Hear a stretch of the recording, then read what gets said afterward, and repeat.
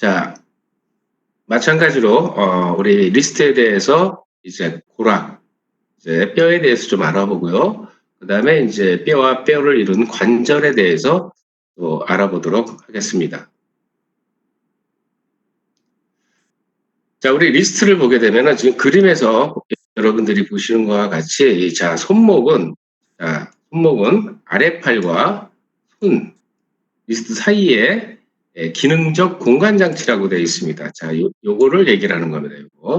요 공간 장치로 작용하는 8개의 작은 손목뼈들로 구성되어 있는 것이 바로 뭐냐면 리스트입니다.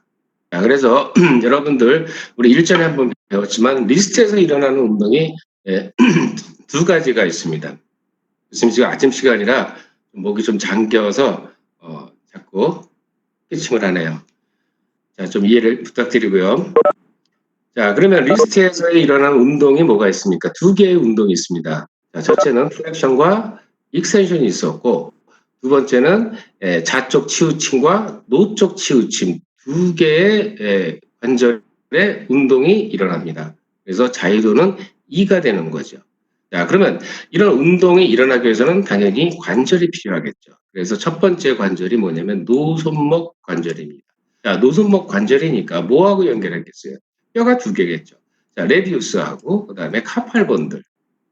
카팔본은 8개지만 일단 두 개로 보면 레디우스하고 카팔본에 의해서 조인트가 형성이 되어 있는 겁니다. 자, 그러면 이 노손목 관절의 위치를 한번 볼까요? 자, 노뼈의 먼 쪽 부분. 자, 노뼈의 먼 쪽 부분은 어디겠어요? 여기를 얘기하겠죠. 자, 여기와 그다음 손목뼈의 몸쪽 줄. 자, 손목뼈가 지금 여기 8개가 구성이 되어 있습니다. 그래서 여기 노뼈와 가장 가까이 있는 데를 몸쪽 줄이라고 그러고 여기서부터 자, 손 허리뼈와 관절하기 전에 요 긴 뼈와 관절하기 전에 요 부분을 먼쪽 줄이라고 이제 명명을 하게 됩니다. 자, 그래서 노뼈의 먼쪽 끝부위와 손목뼈의 몸쪽 줄 사이에 형성된 관절을 우리는 노손목 관절이라고 얘기합니다. 자, 다시 교수님이 이렇게 색깔을 칠한다면은 바로 이 부분이 되겠습니다. 몸쪽 줄에 있는 손목뼈와 노뼈와의 연결입니다. 자, 그러면 두 번째 노손목 중간 관절이 있습니다.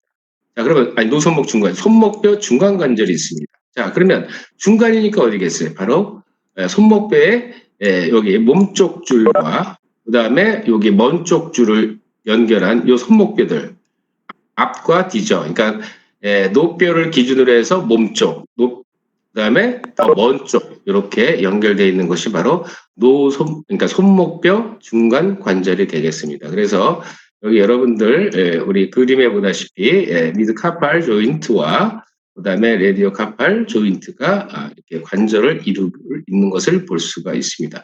자, 바로 이거에서 뭐가 일어나는 거죠? 바로 플렉션과 익스텐션. 그다음에 좌쪽 치우침, 디베이션이 일어나죠. 그다음에 우쪽 치우침이 일어난 두 개의 운동이 일어날 수가 있다는 얘기입니다. 자, 다음 슬라이드 보겠습니다.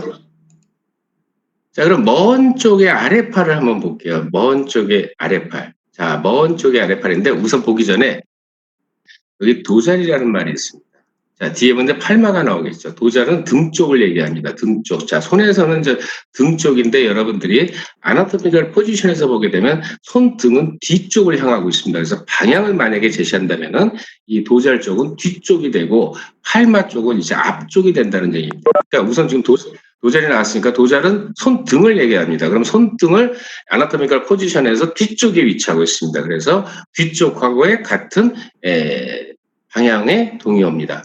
손에서는 우리가 도자리라는 말을 표현을 하고, 그 다음에 여기 보게 되면은 이제 트로키가 있습니다. 자, 여기 결절이 있는데, 자, 여기 바로 뭐냐면은, 유일하게 뒤쪽에 있는 리스트 결절이라고 그럽니다. 그러면 이 리스트 결절은 왜 중요하냐? 자, 여기 그루브가 이렇게 있으면, 익스텐서 카피, 레디얼스 브레비스라는 머슬과, 그 다음에 익스텐서 폴리스 롱구스라는 머슬을 구분하는 점이 바로 리스트 결절이다. 이렇게만 여러분들이 우선 알아두시기를 바라겠습니다. 그래서 여기 먼 쪽 아래팔의 도잘 쪽에 중요한 거는 바로 이제 이 두 개의 리스트 결절이 있다라는 것이 여러분들이 좀 참고로 좀 알아두시고요. 자, 그 다음에 이제 여기 좀 가까이 나왔네요. 아까 이쪽이 이제 뭐가 되냐면은 몸쪽 줄이 되고, 그 다음에 이것이 이제 먼 쪽 줄이 되는 겁니다. 그래서 여기 하나, 둘, 셋, 넷, 다섯, 여섯, 일곱. 하나 어디 갔어요? 예, 콩알뼈, 피지폼이 하나가 있어서 8개의 작은 손목뼈로 구성이 되어 있는 겁니다. 자, 이 내용은 또 뒤에 계속 나오니까 여러분들 일단 지금 교수님이 얘기한 내용만 잘 여러분들이 알아두시기를 바라겠습니다. 자, 그 다음에 팔마가 나왔어요. 자, 이거는 손바닥입니다. 손바닥. 손바닥은 아나토미컬 포지션에서 앞쪽에 위치하고 있죠. 그래서 여기를 방향을 제시하면 팔마는 앞쪽과의 동요로 여러분들이 보시면 되겠습니다.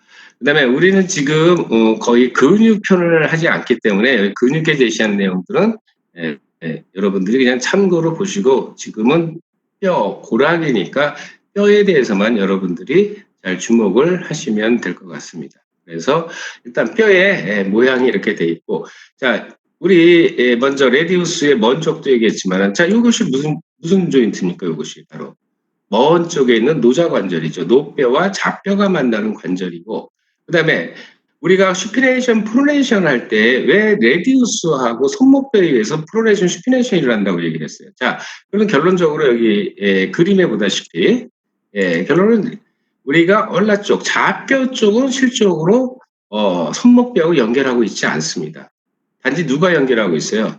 레디우스가 연결하고 있습니다. 레디우스가 거의 오목의 형태로 그렇게 연결을 하고 있고, 그 다음에 룸레이트라든지 스케포이드라든지 이런 것들이 볼록의 형태로 해서 레디우스와 관절하고 있는 걸 볼 수가 있어요. 그래서 우리가 노뼈, 노손목 관절에서의 바로 손목뼈들과 연결을 하고 있는. 자, 그 다음에 또 주목할 수 있는 게 뭐냐면 스테레오토 프로세스입니다. 얼라 쪽은 조금 약간 뾰족하고 좀 거칠게 돼 있죠. 자, 이렇게. 그 다음에 레디우스는 얼라에 비해서 조금 더 약간 먼 쪽으로 가면서 손목뼈와 관절하고 있는 것을 볼 수가 있다는 얘기입니다. 그래서 여기에 운동이 이제 일어나겠죠. 자, 방사선학적으로 이렇게 스케포이드를 보니까는 결론적으로 이제 이렇게 작은 뼈니까 요거를 구분했을 때, 자, 먼 쪽에 있는 폴들은 결론은 이제 먼 쪽 줄에 있는 이런 뼈들과의 연결을 하겠죠. 자, 그 다음에 프록시말 쪽에 있는 것들은 주로 레디우스하고 이렇게 연결을 아마 하게 될 겁니다. 그래서 이런 뼈들이 점점 이제 우리가 이제 핸드로 또 들어가게 되면은 또 이제 손 허리뼈들과의 관절에 대해서 또 공부를 하시겠죠. 자, 그래서 이렇게 구조 다시 한번 보시고요. 자, 그런데 이제 이것이 이제 생태역학적으로 굉장히 중요한 두 가지가 있습니다. 자, 생체역학적으로 중요한 두 가지 형태학적 배열을 보니까, 자, 첫 번째는 좌쪽 기울임이 일어날 때 어떻게 또 좀 더 좌쪽 기울임이 일어나는지를 보게 되면, 자, 노뼈의 먼 쪽 끝부위는, 자, 노뼈의 먼 쪽의 끝부위는, 자, 노뼈의 먼 쪽의 끝부위는 좌쪽 안쪽으로, 좌쪽 방향으로 약, 우리가 평면에서 보게 되면 25도 정도 기울어져 있다는 이 내용. 그러면 25도 기울어진 이유가 뭐냐 이거예요. 왜 25도 정도 기울어져 있을까요? 그거는 손목과 손이 노쪽 치우침보다 좌쪽 치우침의 돌림 운동을 하기 위해서 이렇게 좌쪽의 기울임이 25도 정도의 틸트를 하고 있다는 얘기입니다. 그러니까 역학적으로 볼 때는 이 25도가 운동할 때 좌쪽 치우침에 운동을 할 때 굉장히 중요하다는 얘기죠. 25도 알아두시기 바랍니다. 그 다음에 바닥 쪽에 기울임이 있어요. 그러면 노뼈의 먼 쪽 관절면은 바닥 쪽 방향에서 약 몇 도요? 10도 정도 기울어져 있어요. 그럼 왜 10도가 기울어져 있어야 돼요? 바로 손목에서는 편보다는 굽힘의 돌림 운동을 하기 위해서 결론은 10도라는 틸트를 준 겁니다. 그러면 지금 우리가 고락을 하고 있잖아요. 뼈 형태를 보고 그다음에 폐열을 보고 있는 겁니다. 그러면 왜 이렇게 기울기라는 것이 필요한 이유가 바로 뭐냐면 결론 보겠어요. 손목에서의 운동을 좌쪽 기울임과 그다음에 바닥 쪽, 그러니까 굽힘의 운동, 좌쪽 치우침과 굽힘의 운동을 조금 더 많이 하기 위해서 결론은 이렇게 역학적으로는 각도를 주게 된 겁니다. 그러면 이렇게 역학적인 관계에서 이제 뭔가 어떤 우리가 움직임을 할 때 그러면 결론적으로 이 방향의 운동이 일어나 줘야만 결과적으로 뭐냐면 손을 여러분들이 손목을 이용해서 핸들을 잘 사용할 수가 있다는 얘기입니다. 굉장히 기능적으로 만든 거죠. 우리가 스케이플라에서도 마찬가지 각도가 다 제시가 됐었어요. 여러분들 이번 시험 준비하면서는 아마 각도를 잘 여러분들이 암기를 해 놓으셔야 될 겁니다. 그러니까 이 각도가 단순한 각도가 아니라 결론은 뭐겠어요? 운동을 잘하기 위한 또 효율적으로 운동을 잘하고 그다음에 정교하게 운동을 잘하기 위해서 이런 구조의 각도를 줬다고 생각을 하셔야 됩니다. 그래서 여러분들이 운동학 시간에는 특히 각도에 대한 부분들을 여러분들이 잘 기억을 해 두시기를 바랍니다. 자, 그래서 좌쪽 기울임과 바닥쪽 기울임에 대해서 지금 말씀을 드렸고요. 자, 두 번째, 자, 다음 편에 보게 되면, 자, 그러면 우리가 손목뼈에서 보게 되면은, 노쪽 방향에서 좌쪽 방향으로 몸쪽 줄이라고 얘기를 했습니다.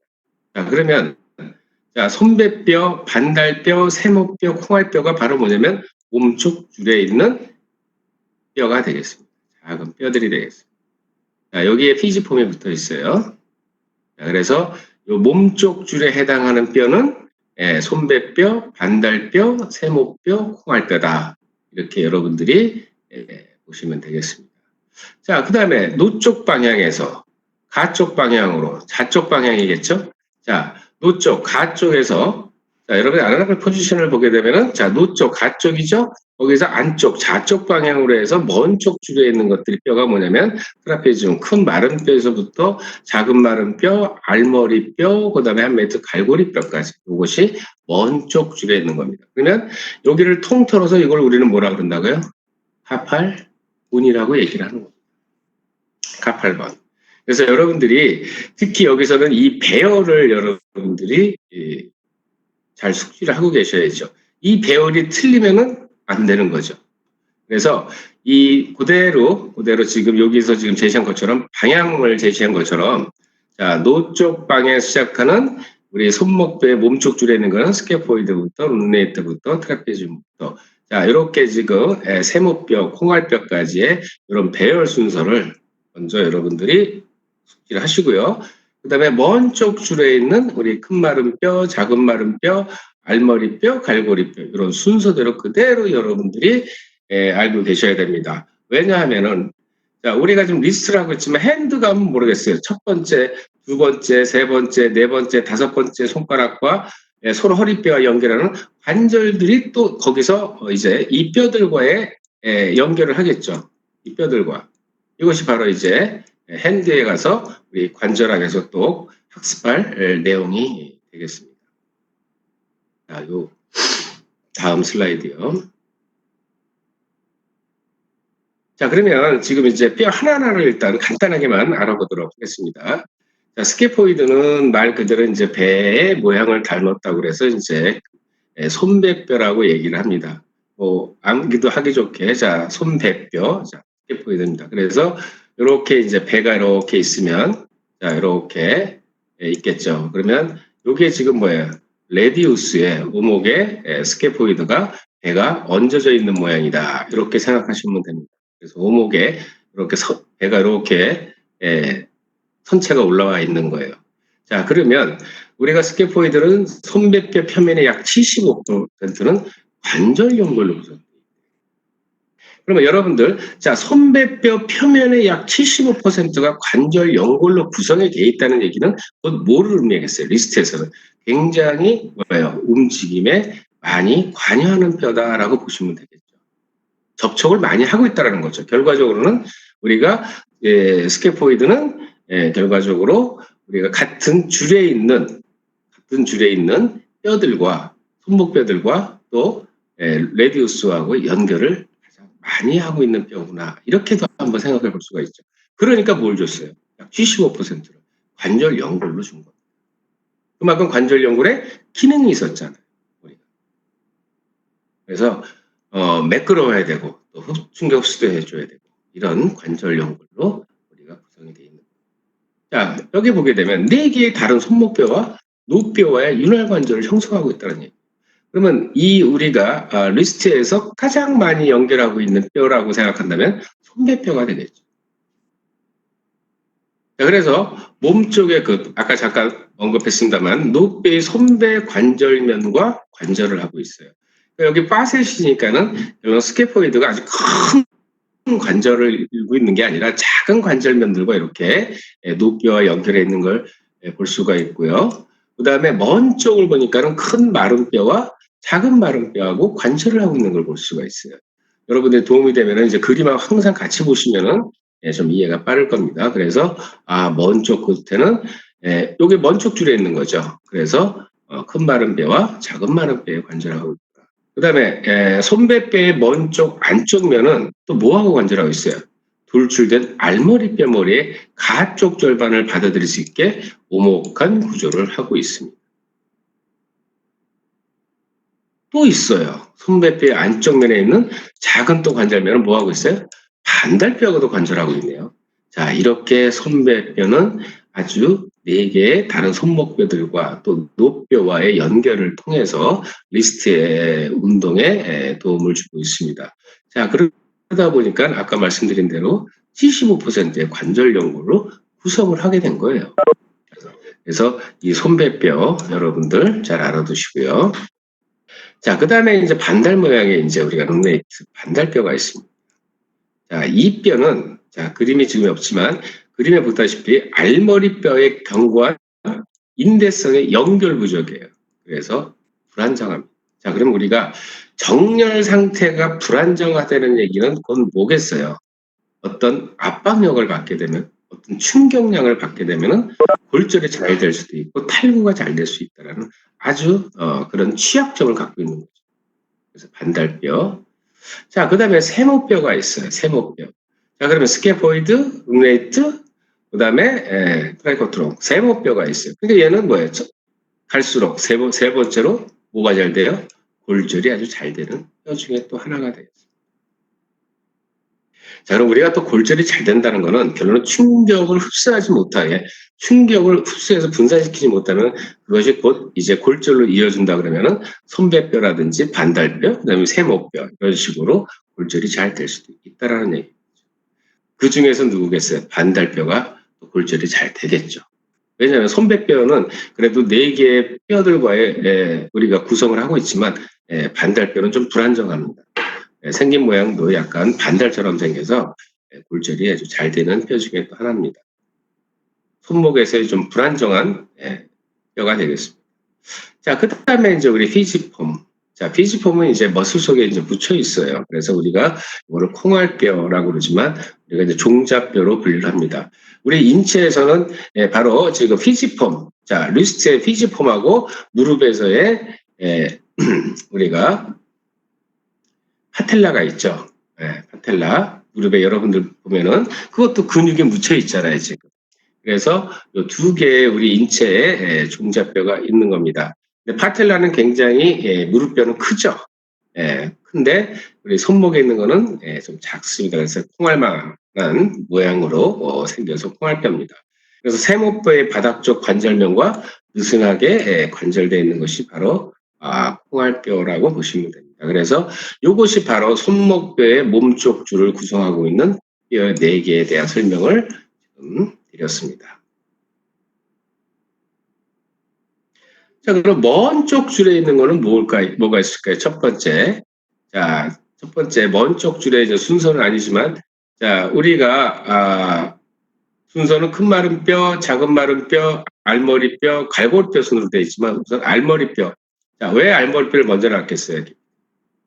모든 손목뼈 중에서 가장 큽니다. 크다라는 거.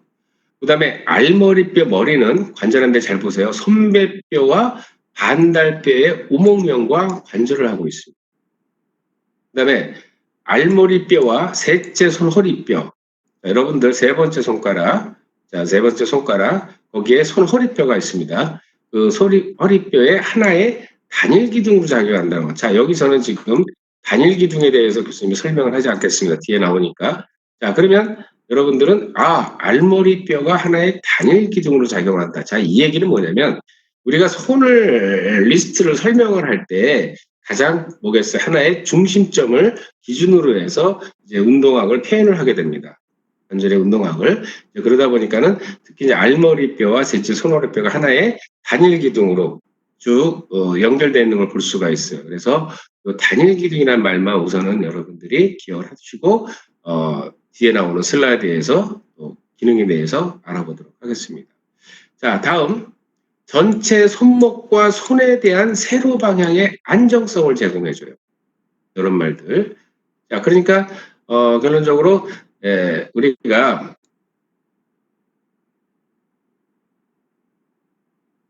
이게 손가락이 1번, 2번, 3번이면 이런 식으로 하나의 단일 기둥으로 표현을 합니다. 그래서 이제 전체 리스트, 전체 손목과 이렇게 손에 대해서 하나의 세로 방향의 안정성을 주는 뼈가 누구 뼈요? 바로 알머리뼈라는 거예요. 그러면 결론적으로 이거를 중심으로 해서 하나의 기준이에요. 이거를 중심으로 해서 이제 우리가 이제 예를 들어서 이게 엄지라면 엄지 쪽과 그 다음에 여기 좌 쪽을 구분을 해서 움직임을 만들겠죠. 자, 미리 좀 앞서야 된다면 여러분들의 핸드의 기능에서 가장 뭐예요? 커핑이죠, 커핑. 손을 오목하게 만들 수 있고 여러분들이 물체를 줄 수 있는 잡기 능력을 할 수 있게끔 만드는 것이 바로 뭐겠어요? 여러분들 핸드잖아요, 지금. 핸드에서 보게 되면 여러분들이 우리가 엄지를 안으로 이렇게 오므리고 새끼손가락을 안쪽으로 이렇게 물체를 잡을 수가 있습니다. 그 물체를 표현하기 위해서 잡기 위한 이런 오목함을 표현하기 위해서 이거는 우리가 하나의 단일 기둥을 이렇게 표현을 할 수가 있다는 얘기죠. 자, 그래서 손목 운동을 돌림축은 어디를 통과하겠어요? 알머리뼈를 통과한다는 얘기입니다. 그래서 요거를 축으로 해서 결론은 뭐겠어요, 여러분들이? 커핑을 하는 거예요. 오목함을 만들고 여러분들이 잡기 능력을 이렇게 만들 수가 있다라는 거죠. 자, 알머리뼈 여러분들이 알아두시고요. 자, 그 다음에 트라페지움. 자, 큰 마른 뼈는 비대칭적 형태라고 얘기를 했습니다. 자, 그리고 몸쪽 관절면은 손배뼈와의 관절을 위해 약간 오목의 형태를 취하고 있어요. 자, 그런데 여기서 이제 중요한 거는 바로 이 내용입니다. 안장형 관절면은 첫째 손 허리바닥과 관절을 한다. 자, 안장형 관절. 자, 우리 혹시 우리 인체에서의 안장형 관절을 여러분들이 학습을 하셨을 거예요. 강동환, 동환아, 네, 우리 인체에서 새들 조인트가 여러분 학습한 거에서 어느 조인트였지? 안장형 관절면을 이루고 있는 것이 어느 조인트입니다. SC 조인트요. 오케이, 고마워. 네. 맞습니다. 우리 두 개예요. 그래서 첫 번째는 SC 조인트에서의 새들 조인트의 관절면을 가지고 있습니다. 자, 그런데 관절면이 새들 조인트는 역학적으로 보면 두 개의 운동이 일어나는 건 맞아요. 자유도 E예요. E인데 조금 더 특수화된 구조로 되어 있기 때문에 우리가 이제 세 개의 운동면이 일어나게 됩니다. 근데 여러분들 어깨에서 배우다시피 하나의 포스테리어의 로테이션은 하나의 자기 스스로가 만들어내는 운동은 아니죠. 인대에 의해서 그것이 35도 정도 포스트있다가 다시 돌아오는, 그래서 동시에 결합 동작이 만들어지는 겁니다.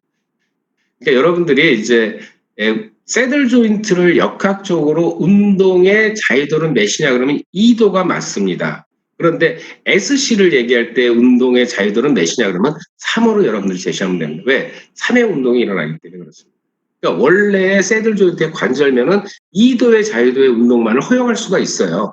있는데 지금 SC 조인트라든지 지금 말하는 지금 우리 큰 마른 뼈에서의 첫째 손허리 바닥과 관절하고 있는 이 첫 번째 손목선 허리 관절에서는 바로 특수화된 안정형 관절이에요. 그러면 아직은 우리가 지금 액션은 얘기를 안 했지만, 그러면 결론적으로 이 첫째 손목선 허리 관절에서의 엄지의 넓은 가동 범위를 위해서는 여기서도 마찬가지죠. 세 개의 운동이 일어날 수가 있다는 겁니다.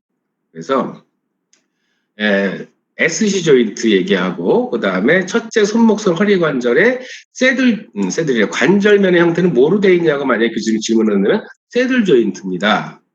그리고, 그러면 이 조인트에서 일어나는 운동면은 뭡니까? 그러면은 자유도 3이니까는 3개를 이제 여러분들이 얘기를 하시면 되죠. 그러면 첫째 손 허리 관절에서도 우리가 엄지손을 가지고 여러분들이 움직일 때 그러면 3개의 운동이 일어날 수가 있다라는 겁니다. 그런데 만약에 교수님이 관절면의 구조만 따졌을 때 새들 조인트를 만약에 물어본다면 역학적인 상황에서 물어본다면 이때는 새들 조인트는 바로 자유도 2를 얘기를 하는 거죠. 그러니까 허용하는 운동면은 2개가 일어날 수가 있는데 좀 더 2개의 조인트는 특수화된 겁니다. 그래서 근데 다양스럽게도 우리 이 가동관절에서 우리 인체 관절을 공부할 때 2개밖에 없어요. 그래서 SC 조인트하고 첫째 손 허리 관절만 여러분들이 이제 알고 계시면 될 것 같습니다. 이 얘기는 또 이제 핸드에 가서 또 나오겠죠. 그때 다시 한번 또 언급하도록 하고, 그래서 첫째 중요한 거 여기서는 큰 마른 뼈하고 관절한다는 거죠. 누가? 첫째 손 허리 바닥과 관절을 이룬다는 거죠. 그리고 관절의 형태는 새들 조인트의 형태로 되어 있습니다. 이 내용, 알머리뼈도 다 중요한 내용이지만, 이 내용, 특히 큰 마른 뼈에서. 자, 그 다음에 작은 마른 뼈는 알머리뼈와 큰 마른뼈 사이에 단단하게 끼는 그냥 작은 뼈라고 알고 계시면 될 것 같고요. 자, 그 다음에 또 중요한 것이 이제 갈고리뼈입니다. 먼저 한메이트. 자, 갈고리뼈의 바닥부터는 먼 쪽 관절은 자, 어디냐면 넷째와 다섯째 손 허리바닥을 관절해요. 가만히 보니까 자, 정리를 해볼까요? 자, 교수님 정리를 해볼게요. 자, 그렇다면 우리 먼 쪽 줄에 있는 것은 지금 앞으로 배울 손가락뼈, 그러니까는 우리 손 허리 첫 번째, 두 번째, 세 번째, 네 번째, 다섯 번째 손가락 5개죠. 자, 5번째 관절과 뼈들과의 연결해서 관절을 만든단 말이에요. 지금 손허리뼈를 관절을 만드는데 가만히 보니까 지금 아까 그 알머리뼈는 중심 기둥이라고 얘기했어요. 단일 기둥으로. 자, 그다음에 큰 마른 뼈는 엄지하고 연결을 해서 가동성을 준다고 했어요. 그리고 갈고리뼈를 보니까 넷째, 5번째 이렇게 있어요. 여기는 2번째도 이제 이렇게 있겠죠. 자, 그럼 3번째. 그럼 3번째를 중심으로 해서 여러분들이 지금 앉은 자세에서 그러니까 그 손바닥을 이렇게 오목하게 오므려 보십시오. 자, 그러면 결론적으로 이 갈고리뼈하고 연결되어 있는 넷째와 5째 손바닥과 큰 마른 뼈에 있는 첫 번째 손 허리뼈의 관절들, 2번째. 자, 그러면 이렇게 커핑을 하게 되면은 세 번째 손가락을 중심해서 이렇게 모이게 될 겁니다. 그래서 이제 단일 기둥이라는 표현을 쓰는 거고, 그러면 썸하고 그다음에 4번째, 5번째가 결론 목에서 커핑을 만드는 거죠. 이렇게 손을 오목하게 만듭니다. 그래서 손의 좌쪽면에 대한 중요한 기능적인 가동성을 제공한다는 말이 바로 뭐냐면은 이렇게 손을 오목하게 만들 수가 있는 거예요. 갈고리뼈에 붙어가지고 4번째, 5번째 손가락 뼈들이. 그래서 요 먼 쪽 줄에 있는 것은 여러분들이 특히 뭐라고요? 우리 앞으로 배울 핸드에서의 바로 이 손가락 뼈들과의 관절을 여기겠죠? 관절을 이제 이루게 될 겁니다. 그래서 그 내용들 한번 여러분들이 보시고 특히 여러분들이 보실 건 뭐예요? 어느 뼈와 관절하느냐. 우리 몸쪽 줄에서는 가만히 보니까 주로 골절에 대한 얘기. 먼 쪽 줄에 있는 것은 주로 뭐예요? 기능적인 얘기를 좀 하고 있습니다. 그 다음에 관절면의 형태, 새들, 무슨 뼈? 큰 마른 뼈.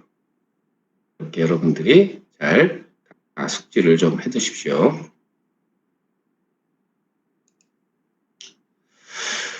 자, 우리가 이제 카팔 터널 신드롬이라는 아마 우리 손목에서 가장 또 발병률이 높은 질환 중에 하나가 바로 이제 카팔 터널 신드롬이라는 질환이 있습니다. 자, 그러면 그 질환을 우리는 지금 질환을 배우는 건 아니지만, 자, 일단은 카팔 터널이라는 말, 그럼 카팔 터널 신드롬이니까 우리가 어떤 질환에 대해서 지금 원인은 정확하지 않지만 그런 카팔 터널 신드롬이게 되면 증상을 나타나게 돼요. 신경학적 증상이 나타날 수도 있고요. 아니면은 근육학적 증상이 나타날 수도 있습니다. 그래서 페인을 동반할 수도 있고요. 그런데 지금은 질환 쪽의 내용보다는 그런 카팔 터널이 뭐냐 이거예요.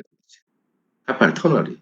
자, 그러면 우리가 이제 여기서 운동학 쪽에서는 손목굴이라는 게 과연 무엇이냐를 배워야 된다는 거예요. 손목굴. 손목굴이 뭐예요? 자, 굴이니까 터널을 만들어야죠. 터널. 자, 가만히 보니까 트랜스버스 카팔 리가멘트가 이렇게 있습니다. 아치를 형성하고 있어요. 손바닥에서 이렇게 아치를 형성하고 있으니까 그 밑으로 뭐가 생겼어요? 터널이 생겼단 말이에요. 그래서 손목에서 생겼잖아요. 그래서 카팔 터널이라고 합니다. 그러면 자 신드롬에는 붙었어요. 자 그럼 뭔가 증상이 있어야 돼요. 그러면 아까 교수님이 신경학적 증상이 있다고 얘기를 했습니다. 자 그러면 분명히 이 카팔 터널 밑으로 터널 속으로 무언가가 지나간다는 얘기예요. 터널이 있으니까 뭔가 통과를 해야 되겠죠. 자 그러면 우선은 터널을 이루고 있는 4개의 뼈를 여러분들이 또 암기하십시오. 자, 그러면 가로 손목 인대에 의해서 만들어진 터널이에요. 우리는 그거를 뭐라 하면 카팔 터널이라고 얘기합니다. 손목불이라고 얘기하는 거예요. 자, 그러면 터널을 만들기 위해서 부착점이 필요합니다. 자, 좌쪽에는 뭐가 붙어요? 좌쪽 면에는 홍알뼈, 그다음에 갈고리뼈의 갈고리, 후프가 있죠. 어디에 있나요? 어디에 있어요? 우리가 여기 있네요. 한메이트의 후프. 여기 요점 하나. 그 다음 피지폼이 있었죠? 아까 홍알뼈 여기 하나. 요것이 뭐예요 지금? 요게 지금 단일기 이렇게 세 번째 손가락 단일기 들어가면은 좌쪽이잖아요. 좌쪽 면에 여기 좌쪽이죠? 좌쪽 면에 이렇게 2개의 돌출되어 있는 뼈들이 있습니다. 자 여기 가서 인대가 붙은 거예요. 자 그다음에 여기 노쪽이죠? 레디스 쪽이에요. 선배뼈의 결절, 큰 마른 뼈의 결절. 뭐가 있었어요? 튜버클이 있겠죠. 그 다음에 여기 스케포이드, 튜버클. 그 다음에 트라페지움의 뿔. 얘는 몸쪽 줄, 얘는 먼쪽 줄이겠죠. 여기도 몸쪽 줄, 먼쪽 줄이겠죠. 그 다음에 또 뭐겠어요? 좌쪽 면이고 노쪽 면이고 이렇게 해서 4개의 이렇게 결절과 그 다음에 고리루, 그 다음에 피지폼 이런 식으로 해서 이렇게 해서 이제 터널을 만들어 보겠습니다. 자 이렇게 가서 붙였어요. 자 그랬더니 뭐가 생겼어요? 공간이 생겼어요. 터널이 생겼어요. 그럼 여기 뭐가 지나가겠죠? 뭐가 지나간다는 얘기예요? 정중신경이 지나갑니다. 자 정중신경이 말 그대로 정중이에요. 가운데. 그래서 이게 이렇게 들어가서 오겠어요. 손을 지배하겠죠. 자, 여기 정중신경이 들어갑니다. 자, 그 다음에 외제성 손가락 굽힌 근육들이에요. 자, 팔마 쪽이니까 굽힌 근육들이 우리 엘보에서 배운 것처럼 메디알 에피콘다일에서 시작을 해가지고 손가락으로 들어가게 됩니다. 굽힌 근육들이. 그래서 우리는 외제성이라는 말을 쓴다고 얘기를 했어요. 자, 그래서 자 손바닥 안에서 시작해서 손바닥 안에서 끝나는 게 아니라 자 우리 팔굽관절에서 시작을 했죠. 그래서 메디알 에피콘다일에서 시작을 해서 쭉 들어가서 뭐가 굽힌 근육들이 그래서 굽힌 근육들의 힘줄들 위한 통로로서의 역할을 하게 됩니다. 자 그러면 이 카팔 터널 신드롬을 간단히 얘기하자면은 이 압박을 당하고 있는 거예요. 어떤 원인에서. 자, 손목을 만약에 여러분들이 강하게 플렉션을 해요. 플렉션을 강하게 해서 만약에 우리가 손목을 비튼다든지 아니면 강하게 플렉션 하는 작업을 해요. 계속 지속적으로.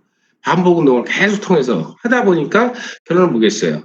신경이 포착이 되거나 압박을 당하겠죠. 그러면은 신경학적 증상이 나타나는 거죠. 저림감이 있다든지, 화끈거린다든지, 뭐 이런 신경학적 증상이 나타날 수가 있습니다. 그 다음에 손가락 굽힌 근육들의 힘줄들이니까 힘줄의 손상을 받을 수도 있겠죠. 힘줄에 염증이 생길 수도 있겠죠. 반복적으로 자꾸 사용하니까. 그러니까 결론은 이 손목을 사용함으로써 또 한 가지가 뭐겠어요?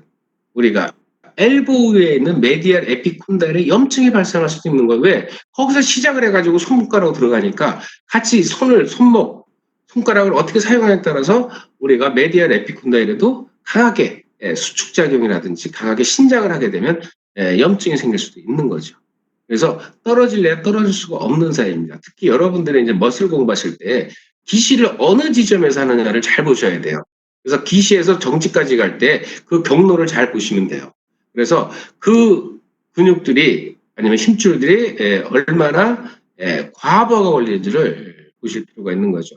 그러면 결론적으로 리스트에서 아까 각도도 제시했지만 많이 오버해줘. 많이 사용하고 잘못 사용하고 하게 되면은 결론은 이렇게 카팔 터널 신드롬이라는 이런 신경학적 증상이라든지 아니면 염증으로 인해 가지고 페인을 통증을 호소하는 경우가 있습니다. 그죠?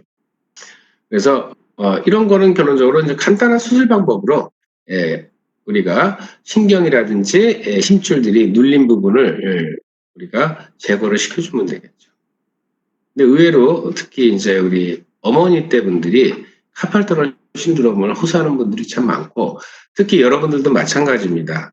요즘에는 우리 키보드를 많이 사용하거나 손목을 많이 굽히면서 작업들을 많이 하시는 만약에 직종에 있는 분들이 카팔 터널 신드롬이 올 확률도 큰 거죠. 자, 그 이유를 이제 혹시 신경학적으로 나는 그 손이 정중신경이 이제 이렇게 지금 신경편은 아니지만 이래서 만약에 손가락의 네 번째 손가락에 이렇게 반쪽, 그러니까 가쪽으로 그다음에 여기도 저리고 여기도 저리고 여기도 저려 이런 증상이 오면은 이거는 우선은 신경은 정확하게 자기가 지배하는 근육을로 갑니다. 그래서 그 정중신경이 지배하는 지배 영역에 만약에 통증을 호소하게 된다면 다른 원인 없이 그러면은 바로 이제 카팔 터널 신드롬을 의심해 볼 수가 있다라는 얘기죠. 여기에 따르는 이제 팔렌 테스트라든지 특수 검사에 대해서는 지금 교수님이 여기서는 언급하지는 않겠습니다. 자, 지금 카팔 터널 신드롬이 나와서 교수님이 질환까지 조금 언급을 했는데 지금 중요한 건 여러분들이 이제 운동하게 살아야 될 건 요 내용과 그다음에 요 내용이 되겠습니다. 자, 요 내용까지만 하고 이제 카팔 터널은 넘어가도록 하겠습니다.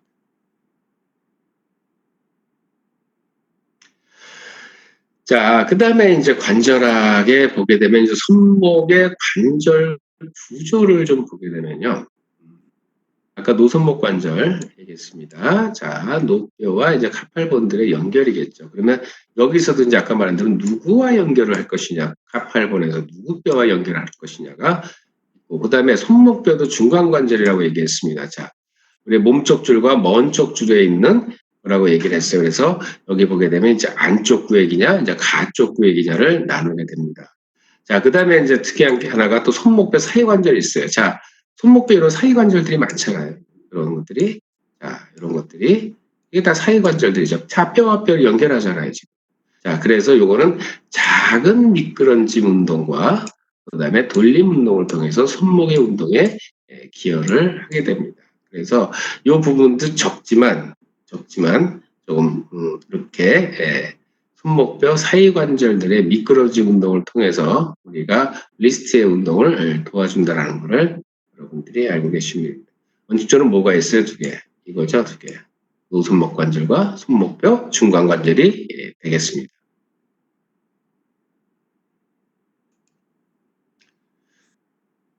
자, 그래서 노손목 관절을 한번 다시 보도록 할게요. 자, 노손목 관절의 몸쪽 성분입니다. 자, 몸쪽 성분이에요. 자, 노뼈와 관절 원반에 형성된 오목환. 자, 여기 불친데 오목환 관절면입니다. 그러니까 결론적으로 레디우스를 보게 되면은 뭐로 차 있다는 얘기가 관절 원반에 의해서 구성이 되어 있다는 얘기입니다. 자, 그 다음에 또 노손목 관절의 먼 쪽 성분 여기겠죠? 먼 쪽 성분은 손배뼈, 반달뼈에 의해서 형성된 볼록한 관절. 이것이 바로 뭐겠어요? 노손목 관절이겠죠. 그러니까 레디우스 쪽에서는 오목의 형태를 가지고 있고, 우리 손목뼈에서는 볼록의 형태를 가지고 있는 것이 바로 노손목 관절입니다. 자, 노뼈의 굵은 관절면과 관절 원반은 손목을 가로지르는 뭐요? 힘들을 수용하고 분산시킨다. 자, 요 내용들 지금 교수님 하는 거 잘 듣고서 이제 교수님이 또 설명을 하겠습니다. 그 다음에 노손목 관절을 가로지르는 전체 압박력의 약 20%가 관절 원반을 통해 지나가고 80%는 손배뼈와 반달뼈를 지나 노뼈로 지나간다. 어디서 많이 들은 것 같은데, 아마 우리 학생들 기억나는지 모르겠습니다. 그 다음에 노손목 관절의 접촉 면적은 손목이 부분적 편되고 좌쪽 치우침이 되었을 때 가장 크다.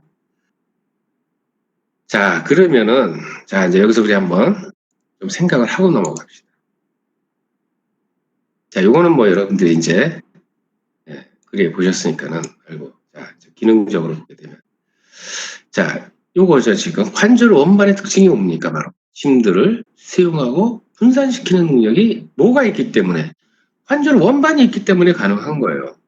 자, 그런데 밑에 보니까는 20%의 관절 원반을 통해 지나가고 80%는 손배뼈와 반달뼈를 지나 노뼈로 지나간다. 아, 그러면 여러분들이 예를 들어서 넘어지실 때 손목을 짚고서 만약에 지면에 짚고서 넘어질 때 방지하기 위해서 손면을 지면에 짚었어요. 하이퍼 익스텐션이 됐겠죠. 자, 그러면 지면을 딱 짚었을 때 그 압박력 80% 어디로 간다는 얘기예요. 손배뼈와 반달뼈를 지나서 노뼈로 지나가잖아요. 자, 이건 노뼈까지만이에요, 지금. 자, 여기 노뼈까지만이에요. 노뼈까지.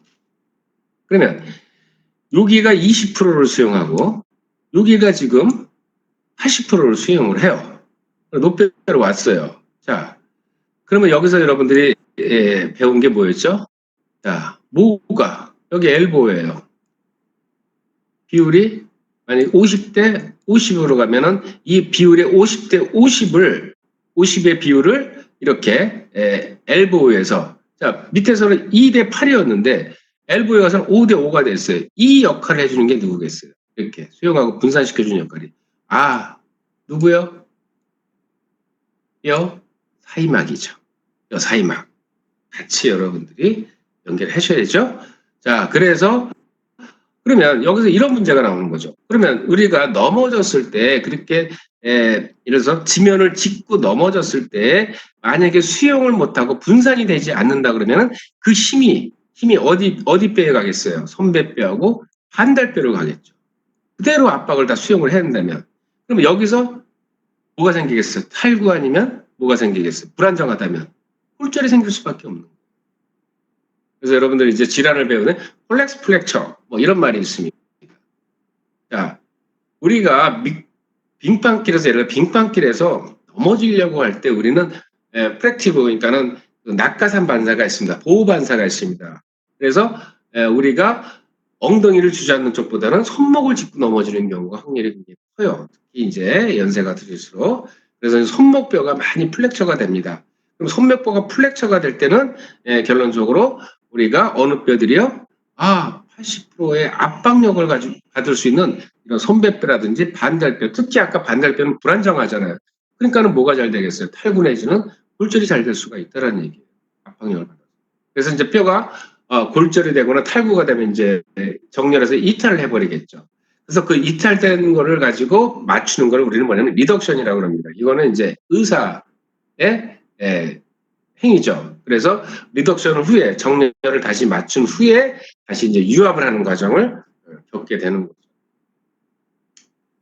자, 그래서 이제 나중에 여러분들 혹시 다른 과목에서 왜 이런 손목뼈들이 넘어졌을 때 골절되는 이유, 탈구되는 이유를 설명하시게 되면은 여러분들은 뭐야? 운동학에서 배웠잖아요. 왜? 80%의 압박력이 결론은 어디에 레디우스하고 손목뼈를 거친단 말이에요. 수용을 해버린단 말이에요. 그래서 결론적으로 우리가 뼈 사이막을 통해서 이제 엘보까지의 힘의 분산을 시킬 수가 있는 거죠. 그 다음에 노손목 관절의 접촉 면적은 손목이 부분적 편되고 좌측 치우침이 될 때 가장 크다고 얘기했어요. 아직은 조금 이른 얘기지만 이게 바로 이제 여러분의 손목을 사용할 때 기능적인 자세가 됩니다. 그래서 핸드감은 나와요. 뭐냐면 약간 부분적 편됐어요. 약 30도 정도의 익스텐션. 그 다음에 약 5도 정도의 좌측 치우침을 가졌을 때가 가장 핸드의 기능적인 사용이라고 얘기를 합니다. 그 이유 중에 바로 뭐냐면은 왜 이 얘기를 먼저 하냐면 접촉 면적을 준 이유가 있다라는 거예요. 노손목 관절에서. 왜 접촉 면적을 주겠어요? 압박의 분산 능력을 줘야 되잖아요. 수용을 해야 되고. 그러면 기능적으로 접촉 면적이 넓어야 되겠죠. 그래서 가장 우리가 운동 기능적으로 사용하기 위해서는 결론은 뭐야? 압박력의 분산을 위해서 접촉 면적을 주는 거죠. 자, 이런 내용들 노손목 관절입니다. 자, 그 다음에 손목뼈의 중간 관절이 있어요. 자, 말 그대로 이제 미드카팔이에요. 자, 여기도 볼까요? 아까 먼저 언급을 했지만, 자, 손목뼈의 몸쪽 줄 아시겠죠? 그 다음에 먼 쪽 줄 사이에서 형성된 관절이 우리는 손목뼈 중간 관절이라고 얘기를 합니다. 자, 여기 부분이 되겠죠, 이제. 자, 그런데 여기는 이제 좀 더 안쪽 구획으로 나눠요. 자, 안쪽 구획은 알머리뼈 머리와 갈고리뼈 머리의 꼭지에 의한 골록의 관절면과 그 다음에 뭐하고 이제 만나요? 얘네들이 한메이트하고 여기랑 만나죠 지금. 그래서 손배뼈, 반달뼈, 세모뼈의 먼 쪽 관절면에 의한 오목 골록과 오목 관절면으로 구성되어 있는 것을 우리는 안쪽 구획이라고 얘기합니다. 가쪽 구획은 자 이제 이렇게 빨간색으로 칠한 것이 이제 안쪽 구획이 되겠습니다. 자, 이렇게 빨간색으로 칠한 부분이 이렇게 여기가 이제 안쪽 구획이구나 이렇게 보시고요. 자 그러면 가쪽 구획이라는 건 무엇이냐 했더니 약간 볼록한 손뼈의 먼쪽 끝 그렇죠? 약간 오목한 큰 마른 뼈 및 작은 마른 뼈의 몸쪽 관절면과 연결이 해서 형성된 것이 결론은 뭐겠어요? 이제 우리가 가쪽 구획이라고 이제 이렇게 또 중간 관절을 나누고 있습니다. 그래서 특히 이제 이쪽에 안쪽 구획 쪽에 중간 관절의 역할이 조금 더 많이 이제 이루어지게 됩니다. 자, 그러면 여러분들이 일단 크게는 손목뼈 중간 관절이에요. 그거를 좀 구획으로 한번 나눠보니까 두 구획으로 이렇게 또 표현을 했습니다.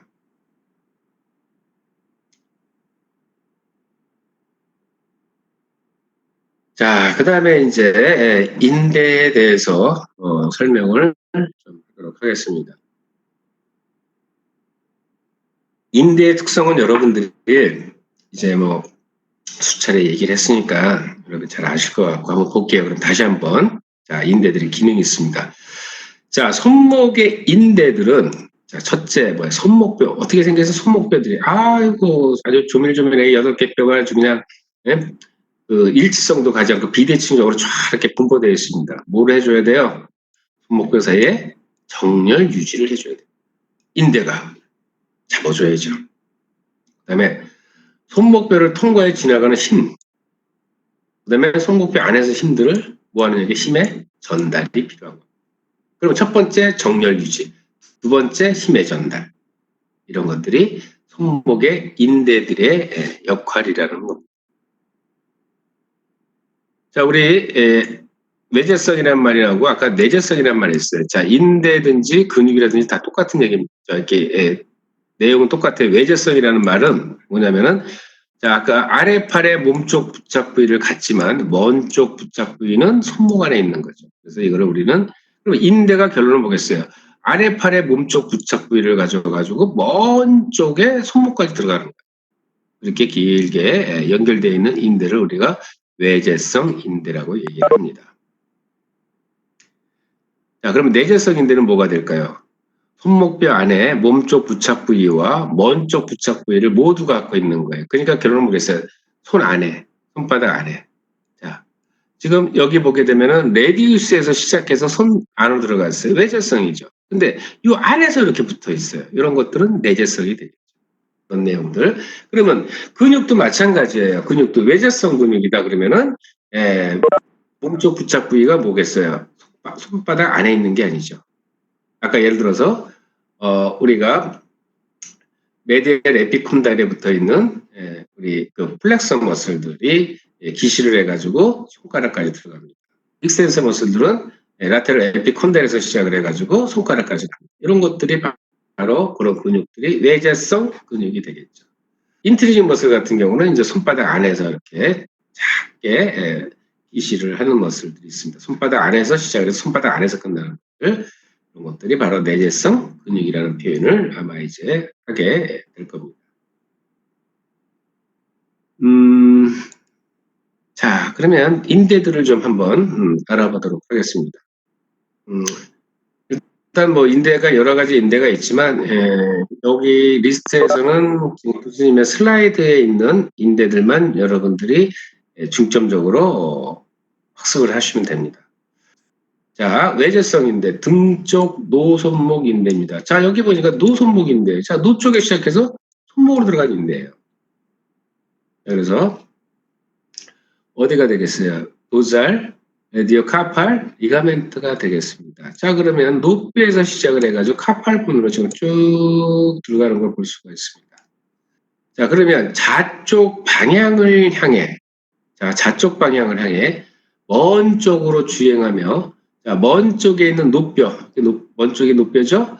그 다음에 반달뼈 및 세모뼈, 한 메이트가 있고, 이쪽에 반달뼈, 세모뼈 등쪽면이에요. 사이에 부착을 하게 됩니다. 자, 아까 도잘은 방향이 뭐라 했어요? 뒤쪽이라고 얘기를 했습니다. 자, 그래서 반달뼈에 부착하는 섬유들은 불안정한 앞쪽 탈구에 대해서 저항을 제공을 하게 됩니다. 그러면 이 반달뼈를 부착되죠? 그래서 이렇게 부착되면 앞쪽 탈구니까 뭐예요? 손바닥, 자, 앞쪽으로, 자, 팔마 쪽으로 탈구에 대해서 뭐예요? 결론은 잡아주고 있는 거죠.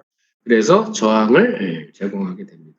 그러면 결론적으로 이 등 쪽의 노손목 인대가 손상을 당하게 되면은 반달뼈는 탈구가 잘 될 수가 있다. 자, 인대 역할입니다. 자, 그 다음에 이제 바닥 쪽의 노손목 인대들을 한번 볼게요. 바닥 쪽에 있는 노손목 인대들. 자, 세 가지가 있습니다.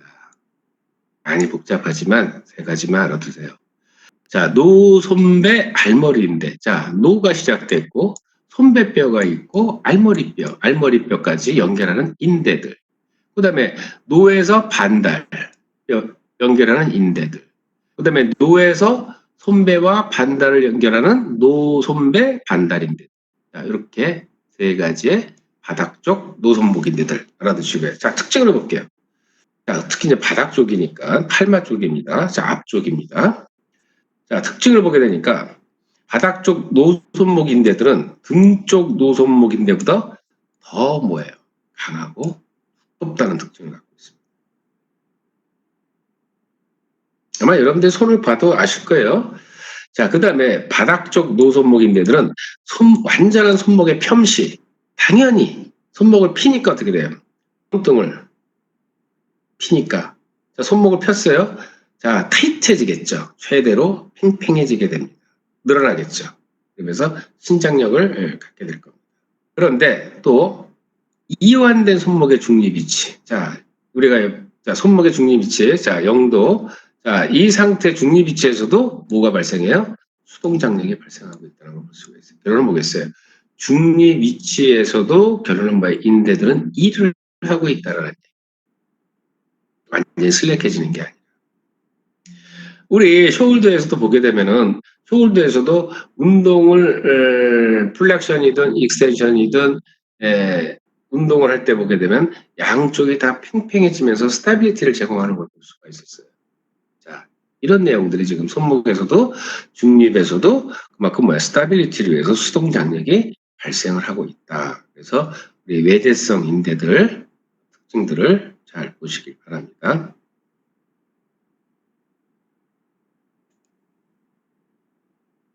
자, 그 다음에 이제 또 중요한 내용 중에 하나가 이제 세모 섬유 연골 복합체라는 게 있습니다. 말 그대로 세모나게 생겼어요. 그다음에 섬유연골이에요. 구성되어 있어요. 그 다음에 복합체래요. 그러니까 복합체니까는 뭔가 여러 가지가 있겠죠. 컴플렉스니까. 자, 그러면 왜 세모연골 복합체라고 부르는 것들이 과연 뭐냐? 관절원반. 자, 하나. 관절원반은 세모 섬유연골로 되어 있습니다. 섬유성도 갖고 있고 연골성도 갖고 있어요. 그러니까 세모나게 생긴 것이 섬유성이니까 뭔가 잡아주고 연골성이니까 운동을 하게끔 그런 구조로 섬유연골로 되어 있죠. 그다음에 노자 관절 주머니인데 포함시켜야죠. 여기 있죠. 네, 바닥 쪽 자손목인데 포함되겠죠. 팔마, 레디오카팔, 리가멘트 아까 봤어요. 그다음에 좌쪽에 곁인데 아니면 콜라테럴 리가멘트 봤어요. 그다음에 팔마, 카팔, 리가멘트 그다음에 아티큘라 디스크도 있는 걸 볼 수가 있어요. 그다음에 이제 반달 연골 상동기가 있는데 자 여기서 여러분들이 가장 주목해야 될 내용들이 바로 이런 내용이 있네요.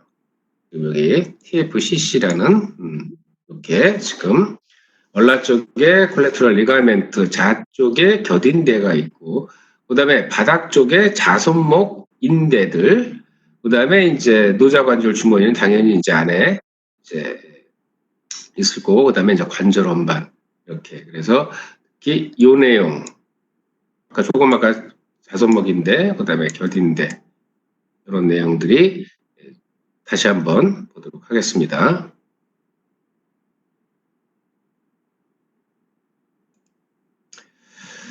자, 세모 섬유 연골 복합체 중에 하나가 이제 우리 볼게요.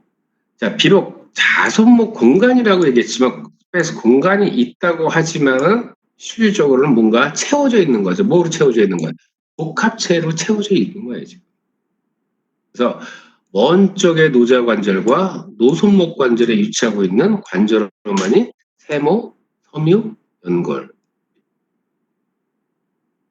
자, 그러면 TFC의 기능이 뭘까요? 기능. 자, 기능이 뭘까요? 기능. 아까 복합체를 맞고. 그럼 이런 복합체들이 결론은 무슨 일을 해야 되냐 이거예요. 첫째, 먼 쪽, 노자 관절이니까 노뼈와 잡뼈의 끝부분을 단단히 결합을 시켜주는 역할을 하죠. 첫 번째. 그 다음에 노뼈와 손목뼈와 함께 고정된 잡뼈. 자, 이 말 잘 아시겠죠, 이제? 자, 결론은 노뼈와 손목뼈가 만나서 뭘 할 수 있는 거죠? 돌림 운동을 하잖아요. 뒤침과 엎침을 하잖아요. 그런데 결론은 그 자손목 공간에 거기에 뭐를 허용하는 거? 운동을 허용한다는 거예요. 그래서 여러분들이 손목을 움직이게 되면은 바로 이제 프로네이션, 스피네이션을 할 수가 있는 거죠. 자, 그러다 보니까 또 잡뼈와 끝부분을 단단히 결합하니까 뭐예요? 안정제 역할을 하는 거죠. 어디 관절에? 먼 쪽에 노자 관절에. 그 다음에 아까 스페이스잖아요. 공간이 있잖아요. 그래서 손목의 자정면을 강화시켜주는 거죠. 자, 이것이 이제 스페이스 공간인데 강화시켜줘야 되겠죠. 그 다음에 노손목 관절의 오목함에, 여기 오목함에.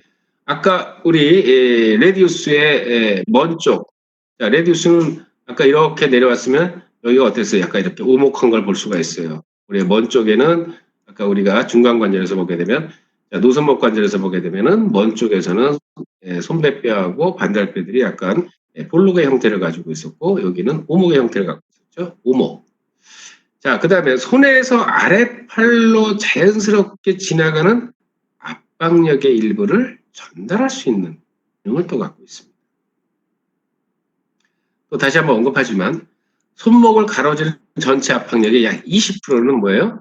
TFCC의 복합체 섬유연골성 원만을 통해서 지나가게. 그러니까 여기 지금 엑스레이 상에서도 보게 되면은 결론은 여기가 뭐예요? 20%, 여기가 80% 힘을 압박력을. 그러니까 지금 여러분들 보다시피 공간이 이렇게 있다고 하지만은 이거를 그대로 놔두면 어떻게 되겠어요? 일단 정렬, 이탈, 정렬의 불안정, 손목에 불안정이 오겠죠. 따지면. 그렇게 되면은 아마 여러분들이 손목을 짚고서 꼭 넘어질 때가 아니라, 그래서 만약에 바닥에 짚고서 푸시업을 할 때도 마찬가지고 굉장히 손목에 불안정이 올 겁니다. 그거를 방지하기 위해서 이런 섬유, 세모, 연골, 복합제라는 거를 준 거죠. 그리고 이런 기능을 좀 해라, 너희들이. 그래야 노뼈하고 손목뼈들이 자유스럽게 운동을 할 수 있어. 이렇게 기능을 주게 된 겁니다. 우리 TFCC 여러분들 잘 알아두시길 바랍니다. 자, 여기서 자손목 공간이라는 것은 바로 여기 공간을 얘기를 합니다. 그래서 우리가 공간이라고 얘기하지만 바로 이런 복합제 구성 요인들로 인해서 이런 기능을 할 수 있게끔 준 거고, 그래서 우리가 결론을 보겠어요. 이렇게 기능을 주고 구조를 줬다는 얘기는 우리가 압박력의 분산, 손상을 좀 더 덜 받게 하고 있는. 아까 말씀드린 대로 만약에 손목뼈들의 정렬이 힘의 분산을 하지 못하게 되면은 아마 우리의 이 지탱을 하고 그다음에 손의 사용이 그렇게 자유롭지는 못할 겁니다. 이런 물질들, 구성 요인들을 잘 알아두시길 바라겠습니다. 자, 세모, 섬유, 연골. 자, TFC 하나죠? 자, TFC 중에 하나. 세모. 자, 한번 볼게요, 이것도. TFC는 양면이 오목한 관절이며, 그죠? 섬유, 연골로 구성이 되어 있습니다. 원반의 바닥부는, 자, 노뼈의 자폐임에 부착된대요. 원반의 바닥부. 그럼 노뼈의 자폐임이니까 뭐겠어요, 지금? 여기 있죠, 여기. 올라놓지. 그죠? 여기 자폐임. 부착되며 꼭지는 좌뼈에 어디 가서 붙어 있어요? 붓돌기에 가서 붙어 있습니다. 원반의 바닥부는. 그 다음에 세모의 가장자리들은 먼 쪽 노자관절의 바닥 쪽 관절 주머니 인대와 등 쪽 관절 주머니 인대에 의해서 형성이 되어 있습니다. 자, 그 다음에 원반의 몸쪽면은 먼 쪽 노자관절에서 좌뼈 머리를 수용을 하죠. 자, 여기 오목하고 여기 볼록이잖아요. 올라가. 그래서 먼 쪽에 노자관절이죠. 수용한단 말이에요. 먼저 얘기했죠. 힘이 있다고 그랬잖아요. 수용하고 뭐를 수용해요? 좌뼈머리를 수용해요. 먼 쪽 면은 노손목 관절의 반달뼈, 세분뼈, 볼록한 관절면을 수용한대요. 자, 그러니까 결론은 레디우스가 손목뼈들과의 연결을 하고 있고, 근데 먼 쪽에서는 좌뼈를 또 너치에 의해서 수용을 하고 있습니다. 원반의 80%는 혈관이 없어 치유가 거의 되지 않습니다. 자, 그럼 원반 중심에 혈관이 없다는 얘기는 결론 보겠어요. 지금 말 그대로 치유가 잘 안 돼요. 그래서 손상을 받게 되면은 이제 좀 치유가 잘 안 되니까 좀 조심을 해야 되겠죠. 그래서 결과적으로 다시 한번 말씀드리지만 이런 섬유, 세모, 섬유 연골로 둬서 뭐가 일어나야 돼요? 아까 우리 돌림치기 어디 있었어요? 돌림치기. 자, 우리가 슈피네이션과 프로네이션을 하기 위해서는 몸 쪽하고 먼 쪽을 연결한 돌림치기에서 우리가 슈피네이션, 프로네이션이 일어났습니다. 뭐의 움직임에? 손목의 움직임에. 그래서 이런 구조물들, 세모, 섬유, 연골 있다라는 거 여러분들이 알아두시기를 바라겠습니다. 바로 이런 그림에 이렇게 우목 형태로 되어 있는 내용들이겠죠. 자, 그다음에 내재성의 인대들, 아까 이제 외재성의 인대들을 봤어요. 그러면 내재성의 인대들은 이제 이런 내재성의 인대들이겠죠. 그래서 바닥 쪽 손목뼈 사이인데, 자, 아까 우리 그 뼈들마다 이렇게 사이사이가 있었죠. 이걸 연결해주는 인대들이 또 필요하겠죠. 자, 알머리뼈의 바닥 쪽면에 경고히 부착하고, 그 다음에 역 V자의 가쪽 분지는 손배뼈에 부착하고, 역 V자는 뭐겠어요? 여기 지금 리가멘트를 보니까 이게 지금 역 V자예요. 이렇게 되네. V는 이거죠? 역으로 이렇게 돼 있습니다. 그래서 역 V자의 가쪽 분지는 손배뼈에 부착하고, 역 V자의 안쪽 분지는 세목뼈에 부착한다. 이렇게 바닥 쪽에서. 그러면 도잘 쪽에서는 큰 마른 뼈, 손배뼈, 반달뼈, 세목뼈를 등 쪽 손목뼈 사인대들에 의해서 뭐를 해줘요? 가로 안정성에 기여를 하게 됩니다. 그러면 내재성의 인대들은 지금 여기서는 지금 요 내용만 지금 있는데 원래 이제 스페셜 여러분들 포커스에 보면은 요 내용이 나오는데 교수님이 지금 여기서는 언급하지를 않았습니다. 그래서 일단 여러분들이 역V자라는 거는 리가멘트가 이렇게 역V자로 이렇게 지금 교수님이 표시한 것처럼 그런 형태를 가지고서 어느 뼈에 부착을 하고 있구나만 여러분들이 기능적인 것보다는 구조적인 것만 먼저 여러분들이 알아두시라는 얘기입니다. 그래서 등 쪽에 손목뼈 사이인데 특히 이제 가로 쪽이겠죠, 가로 쪽. 내재성이니까 이렇게 가로 쪽에 연결을 하는. 그래서 이런 내용들 여러분들이 잘 알아두시고. 그래서 내재성의 인대들입니다. 자, 이제 운동 형상에 대한 부분이 있는데, 자, 조금 전까지는 이제 관절학에 대해서 우리가 이제 학습을 했습니다. 그래서 이제 골학하고 관절학, 그다음에 이제 뼈의 구조, 그다음에 이제 인대들에 대해서 좀 알아봤고, 특히 이제 손목에서는 이제 기능적인 위치 아까 교수님 각도도 제시를 했습니다. 각도 제시했고, 그다음에 이제 특히 손목에서 이제 가장 많은 질환 중에 하나가 이제 카팔 터널 신드롬. 그래서 우리 운동학 시간에는 터널을 이루고 있는 부착 부위, 그다음에 그 터널을 지나가고 있는 신경, 그다음에 텐던들이 플렉스의 텐던들이 지나간다라는 거, 이런 내용들 좀 특이사항이 있는 거. 그다음에 이제 또 우리 썸에서 엄지 손가락에서 아직은 뭐 핸드 가면 또 다시 언급을 하겠지만 새들 조인트라는 말이 나왔어요. 새들 조인트에 대해서 여러분들이 다시 한번 학습을 좀 해두시길 바라겠고요. 자, 운동 형상을 뭐 들어가기 전에 이제 시간이 약 한 4분 정도 남은 것 같은데, 아까 혹시 늦게 지금 참석한 학생들도 있고 해서 다시 이제 말씀을 좀 드리고 이제 수업을 마칠까 합니다. 5월 8일까지가 공식적으로 화상 강의를 진행하겠습니다.